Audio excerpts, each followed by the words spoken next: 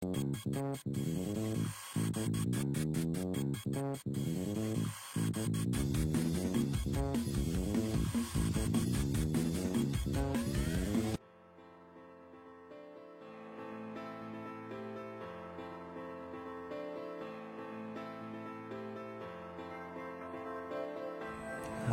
என்னம்மா பண்ண போகிறோம்?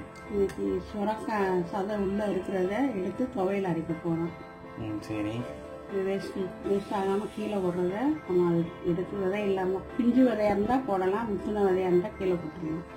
அது உள்ள சதையை மட்டும் எடுத்துருக்கு. அதுக்கு தேவையான பொருள் உளுந்தம்பருப்பு, ஒரு ஸ்பூன் கடலைப்பருப்பு, மிளகா வத்தல், தேங்காய், வெள்ளைப்பூடு, உப்பு, எண்ணெய், புளி கொஞ்சோண்டு, நிறையா புளி கொஞ்சோண்டு. சரி, எல்லாத்தையும் வறுத்து அரைக்கணுமா? வறுக்கணும். சரி, நம்ம ஆரம்பிக்கிங்களா? இப்போ நீங்கள் எண்ணெய் ஊற்றிருக்கீங்களா? எண்ணெய் ஊற்றிருக்கீங்க. சூடானதுக்கப்புறம் இந்த வத்தலை போடுங்க.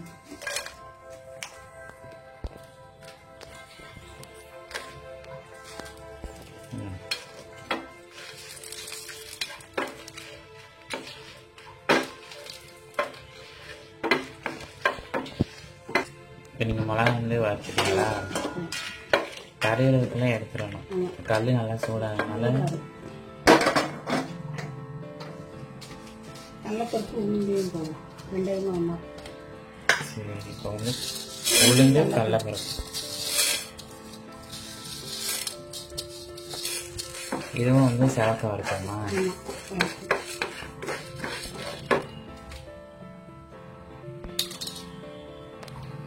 அதில் புளியும் போட்டுருக்கோம். புளி கொஞ்சோண்டா பண்ணல, ரொம்ப புளிப்பாக இருக்கும்.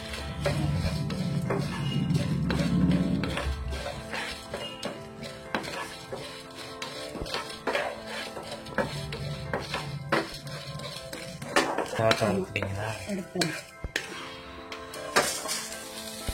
தேங்காயும் வெள்ளைப்பூடையும் சேர்த்து போட்டுருக்கீங்க.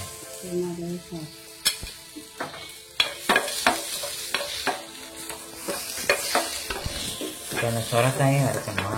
ஆமாம், வறுக்கணும்.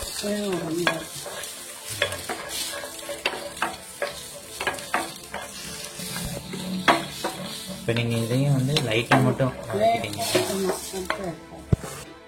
இப்போ நீங்கள் திருப்பி எண்ணெய் ஊற்றிட்டீங்க.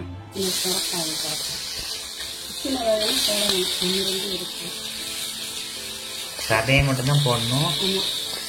விதை வந்து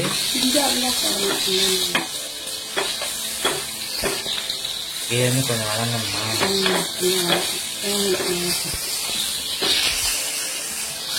சுரக்காய் வந்து தோலை எடுத்துட்டு உள்ள சதை கீழே தான் போடுவோம். அதை வந்து தேவையில்லை. சரி, வதங்கட்டுமா? இது வந்து தண்ணி வெளியே வந்துட்டே இருக்கணுமா?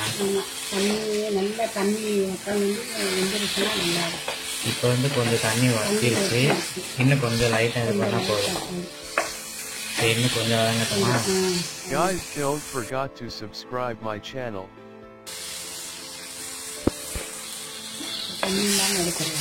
இப்போ வந்து இந்த தண்ணி வந்து வதங்கிருச்சு. தண்ணி வரதெல்லாம் நின்றுச்சா? ஸோ இப்போ வந்து ஆஃப் பண்ணிடலாமா? ஆஃப் பண்ணிவிட்டு ஆற வச்சு அரைக்கணும். சரி, நீங்கள் சுரக்காய் வந்து அரைச்சிட்டு வந்துட்டீங்களா? ரெடி ஆகிடுச்சு. ரெடி ஆகிடுச்சு. நீங்கள் தாளிக்கணும்னா எண்ணெய் ஊற்றி கடுகு ஊற்றி தாளிச்சிக்கலாம். காய் கொஞ்சம் நிறையா போட்டால் நல்லாயிருக்கும்.